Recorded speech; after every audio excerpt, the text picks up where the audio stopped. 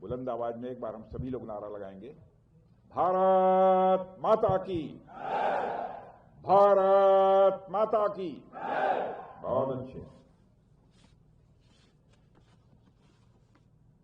Chief of army staff general Upendra ji Dwivedi, lieutenant general Neeraj Seth, GOC सड़क command lieutenant general AVS Rathi, GOC 12 corps brigadier Neeraj Khajuria, commander 75 infantry brigade corps, air commodore KPF Dham, AOC Bhuj air force station, तीनों सेनाओं, coast guard और border security force, paramilitary forces क्या अन्य forces के भी जवान हैं, केवल BSF, बॉर्डर सिक्योरिटी फोर्स और हमारे NCC के कैडेट्स और अन्य बड़े सारे जवानों, देवियों व सज्जनों, सबसे पहले मैं अपनी तरफ से आप सबको रामनवमी की हार्दिक बधाई देता हूं। और आपको ही नहीं, आपके परिवार के सदस्यों को भी मैं बधाई देता हूं। और आप जानते हैं आज का दिन बुराइयों पर अच्छाई, अधर्म पर धर्म और असत्य पर सत्य के विजय का यह प्रतीक है। और मैं सौभाग्यशाली हूं कि विजयादशमी के समय भुज और कच्छ की इस पावन धरती पर मुझे अपने सैनिक मित्रों के बीच आने का अवसर प्राप्त हुआ है। आज हमें झांझ, झमरे, कलारी, पियट्टू, शेरामेलन और गत्का जैसे मार्शल आर्ट की अनेक शानदार प्रस्तुतियां भी देखने का अवसर मिला है। ये प्रस्तुतियां एक तरफ तो हमारे साहस, परंपरा और गौरवशाली धरोहर की झलक प्रस्तुत करती हैं और दूसरी तरफ ये चीजें डिसिप्लिन और टीम वर्क की भी प्रतीक है। इसके अलावा आज हमें NCC कैडेट्स द्वारा राष्ट्रीय एकता पर आधारित सांस्कृतिक कार्यक्रम भी देखने को मिला है, जो हमारी विविधता और एकता को भी दर्शाती है। मैं इन परिस्थितियों में शामिल सभी जवानों को और सभी कैडेट को पुनः हार्दिक बधाई देता हूं। साथियों, अभी कुछ समय पहले ही मैं भुज आया था। उस समय मेरी इच्छा थी कि मैं बड़े खाने में आप लोगों के साथ बैठकर भोजन करूं। हालांकि परिस्थितियां कुछ ऐसी थी, वह संभव नहीं हो पाया। उस दौरान मैंने सोचा था कुछ भी हो, मैं जल्द ही आप सबके बीच लौट कर आऊंगा और बड़ा खाने में आप सबके साथ बैठकर भोजन करूंगा। और हमारे army chief general Upendra ji Dwivedi ने वह अवसर मुझे उपलब्ध करा दिया है और मुझे खुशी है कि फाइनली आज मैं आप सबके बीच यहां पर उपस्थित हूं। साथियों, भुज और कच्छ की यह धरती सिर्फ एक भौगोलिक स्थान मात्र नहीं है, बल्कि यह धरती अपने आप में एक इमोशंस है, एक यह साहस की गाथा है। 1971 का युद्ध हो या 1999 का कारगिल युद्ध, कच्छ की सीमाओं ने हमेशा हमारे सैनिकों की बहादुरी को देखा है। यह वह धरती है जिसने प्रकृति के प्रकोप और शत्रुओं के आक्रमण दोनों को सदियों से चुनौती दी है। इस धरती में रेत भले ही है, लेकिन उस रेत के रग रग में वीरता कूद कूद कर भरी हुई है। साथियों, इस क्षेत्र ने अनेक वीरों को जन्म दिया है। यहां के लोगों की जीवंतता, उनकी कठिन परिस्थितियों में जीने की कला और उनका देशभक्तिपूर्ण जज्बा पूरे देश के लिए एक प्रेरणा का यह स्रोत है। 2001 के भीषण भूकंप ने इस क्षेत्र को कितना नुकसान पहुंचाया था, वह पूरी दुनिया ने देखा है। लेकिन भुज के लोगों ने, हमारे सैनिकों ने मिलकर जिस अद्भुत साहस और दृढ़ संकल्प के साथ इसे फिर खड़ा किया है, वह फिनिक्स पक्षी की तरह रात से उठने जैसा है। आज जो भुज हमें दिखता है, वह उसी संकल्प शक्ति का एक जीवंत प्रतीक है। फिनिक्स पक्षी के बारे में आप सबने सुना होगा, आप सब जानते भी होंगे। ऐसा माना जाता है कि यह पक्षी अपनी राख से भी जीवित हो जाती है और भोज्य उसी फिनिक्स का मैं मानता हूं कि उदाहरण है। साथियों, भौगोलिक दृष्टि से भी यदि आप देखें तो कच्छ की यह धरती लंबी समुद्री सीमा से घिरी हुई है। यहां की सीमाएं हमें एक जिम्मेदारी भी देती हैं कि हम लैंड और सी दोनों ही मोर्चों पर सतर्क भी रहें और सक्रिय भी रहें। मैं आप सभी सैनिक इसी जिम्मेदारी के जीते जागते प्रतीक हैं। मेरे लिए खुशी की बात है कि आज बड़ा खाने के मौके पर मुझे आप सबके साथ भोजन करने का अवसर प्राप्त होगा। साथियों, बड़ा खाने की यह परंपरा वर्षों से इसलिए चली आ रही है क्योंकि इसके पीछे कहीं न कहीं भारतीय दर्शन मौजूद है। जैसे आप देखिए, हिंदू धर्म में जो 16 संस्कार होते हैं उनमें से अधिकांश संस्कारों में इस बात का खास ध्यान रखा जाता है सभी लोग बैठकर एक साथ खाना खाएं। बड़ा खाना सामूहिक भोजन के साथ साथ भावनात्मक जुड़ाव का भी यह प्रतीक है। यह हमारी आर्म्ड फोर्सेज की वह सुंदर परंपरा है जहां हैसियत, पद या वर्दी का कोई भेदभाव नहीं रहता है।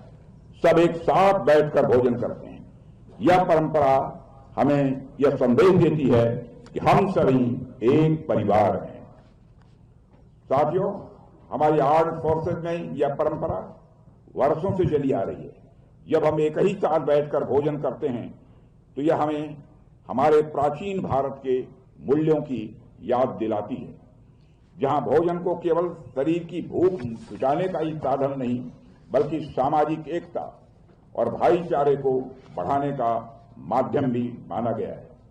मुझे विश्वास है आज का यह बड़ा खाना आपके दिलों में भी उसी एकता और भाईचारे की भावना को और प्रगाढ़ करेगा। साथियों, जब भी मैं आपसे मिलता हूं तो मुझे गौरव की अनुभूति होती है कि हमारे राष्ट्र की सीमाएं आपके जैसे साहसी और समर्पित योद्धाओं के हाथों में पूरी तरह से सुरक्षित हैं। आप सब निस्वार्थ भाव से कभी तपते रेगिस्तान में, कभी बर्फीली चोटियों पर, कभी समुद्र की लहरों के बीच और कभी जंगलों की गहराइयों में हर चुनौती को सिर्फ देशवासियों के लिए मुस्कुरा कर स्वीकार करते हैं। आज जब पूरा देश दशहरा मना रहा है, हमारे बच्चे उत्सव मना रहे हैं, तब आप सब सीमाओं पर तैनात रहकर यह सुनिश्चित कर रहे हैं कि उन उत्सवों का उल्लास किसी भी सूरत में कम न होने पाए। आपके इस त्याग और समर्पण के लिए यह कृतज्ञ राष्ट्र सदैव आप सबका ऋणी रहेगा। साथियों, आज जब मैं आप सबके बीच आया हूं तो मैं आपके समक्ष आ रही चुनौतियां और अवसरों पर कुछ बातें यहां करना चाहूंगा। आज की दुनिया जिस गति से बदल रही है उसे आप सब देख ही रहे हैं। इस बदलाव में अगर विशेष तौर पर टेक्नोलॉजी को देखा जाए तो टेक्नोलॉजी का स्वरूप तो लगातार बदल रहा है। ऐसा भी देखने को मिल रहा है कि कुछ समय पहले तक जो चीज मॉडर्न टेक्नोलॉजी का पार्ट हुआ करती थी अब वो आउटडेटेड टेक्नोलॉजी का पार्ट हो गई है। और इस बदलती टेक्नोलॉजी के साथ हमारे सामने जो खतरे थे वे भी अब पहले से अधिक जटिल और मल्टी डायमेंशनल यानी बहुआयामी हो गए हैं। हमारे सामने न केवल ट्रेडिशनल वारफेयर की चुनौतियां हैं बल्कि आतंकवाद, साइबर अटैक, ड्रोन अटैक और इंफॉर्मेशन वारफेयर जैसी चुनौतियां भी हैं। जाहिर सी बात है, इन चुनौतियों से निपटने के लिए हथियार ही पर्याप्त नहीं है। इसके लिए मेंटल स्ट्रेंथ, मानसिक ताकत, अपडेटेड नॉलेज, सामयिक ज्ञान और क्विक एडेप्टेबिलिटी यानी हर परिस्थितियों के अनुरूप अपने को ढालना, यह भी आवश्यक है। याद रखिए, युद्ध केवल हथियारों से नहीं लड़े जाते, युद्ध जीते जाते हैं मनोबल, अनुशासन और निरंतर तैयारी से। इसलिए मैं आपसे यह भी कहूंगा कि आप नई टेक्नोलॉजी को अपनाइए, ट्रेनिंग को अपनी दिनचर्या का हिस्सा बनाइए और हर परिस्थिति के लिए आप खुद को तैयार रखिए। मैं जानता हूं सारे यह काम आप लोग कर रहे हैं, फिर भी रक्षा मंत्री होने के नाते मेरा दायित्व तो बनता है कि हम आपको स्मरण कराएं। आज की दुनिया में वही सेना अजेय रहती है जो लगातार सीखने और नए बदलावों के प्रति खुद को ढालने के लिए सदैव तत्पर रहती है। मुझे पूरा विश्वास है कि बदलती दुनिया में जो चीजें आपके लिए चुनौती बनकर आई हैं, आप अपने साहस से उन चुनौतियों को अवसर में बदल देंगे। आपके अंदर वह ताकत है, आपके अंदर वह कुव्वत है।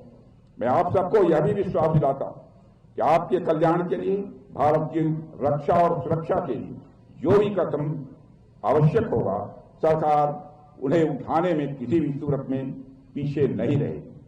हमारी सेनाओं का मॉडर्नाइजेशन, हमारी सेनाओं का वेलफेयर, हमारे वेटरन्स का सम्मान, हमारे सैनिकों के परिवारों की सुरक्षा जैसे जो मुद्दे हैं, उन पर सरकार एकदम सेंसिटिव है, संवेदनशील है। हम किसी भी हाल में अपने सैनिकों के वेलबींग यानी उनके कुशल क्षेम पर कोई समझौता किसी भी सूरत में नहीं कर सकते। आप सबके कंधों पर न केवल देश की सीमाएं सुरक्षित हैं, बल्कि एक सशक्त, आत्मनिर्भर और विकसित भारत का स्वप्न भी टिका हुआ है। आपके परिश्रम और त्याग के कारण ही वह स्वप्न प्रतिदिन साकार हो रहा है। कभी कभी मित्रों में विचार करता हूं, वह कौन सी भावना है जो कि आपको इंस्पायर करती है, जो आपको प्रेरित करती है कि अपनी जिंदगी जोखिम में डालकर आप भारत की सीमाओं की रक्षा करते हैं। विचार करने के बाद सहज रूप से मैं इस नतीजे पर पहुंचता हूं, वह एक स्वाभिमान की भावना है जो कि अपना सर्वस्व न्यौछावर कर देश की सीमाओं की रक्षा करने के लिए आपको प्रेरित करती है। यह स्वाभिमान व्यक्तिगत भी होता है, यह स्वाभिमान परिवार का भी होता है, यह स्वाभिमान राष्ट्रीय स्वाभिमान होता है।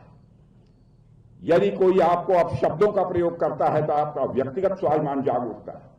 आपके परिवार को यदि कोई लांछित करता है तो परिवार का स्वाभिमान आपका जाग उठता है और दो दो हाथ करने के लिए तैयार हो जाते हैं।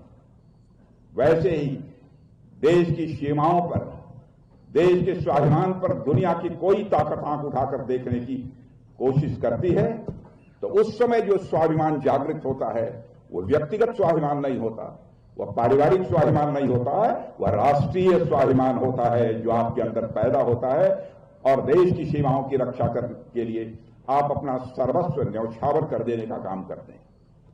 ऑपरेशन सिंदूर के दौरान जो करिश्माई काम हमारे फोर्स के लोगों ने किया, चाहे वो हमारी आर्मी हो, चाहे वह नेवी हो, चाहे हमारी एयरफोर्स हो, मिलजुल कर सीमाओं पर हमारी सेना, बॉर्डर सिक्योरिटी फोर्स, सबने मिलकर, नेवी और कोस्ट गार्ड ने भी अपनी तैयारी कर रखी, वह भी पूरी तरह से तैनात थे, करिश्माई काम किया है। मैं अभी जब देख रहा था यहां पर सामने, तो मैंने देखा कि हनुमान जी को, तो मैं बैठे बैठे इसी नतीजे पर पहुंचा, ऑपरेशन सिंदूर के दौरान हम लोगों ने हनुमान के ही आदर्शों का पालन किया, क्योंकि वह कथा आपको मालूम होगी। एक बार लंका में तोड़फोड़ करते हुए जब अशोक वाटिका में जब सीता जी थी, हनुमान जी पहुंचे थे, तो सीता ने कहा, क्या हनुमान, तुमने लंका में इतनी तोड़फोड़ क्यों की, क्या जरूरत थी इसकी, क्यों इतने लोगों को मारा? तो उस समय हनुमान जी ने कहा कि हे माते सीता, जिन मोहि मारा तिन मोहि मारे। ऐ माता सीता, जिन लोगों ने हमको मारा, हमने केवल उन्हीं लोगों को मारा। ऑपरेशन सिंदूर में भी आप सबने यही करके दिखाया।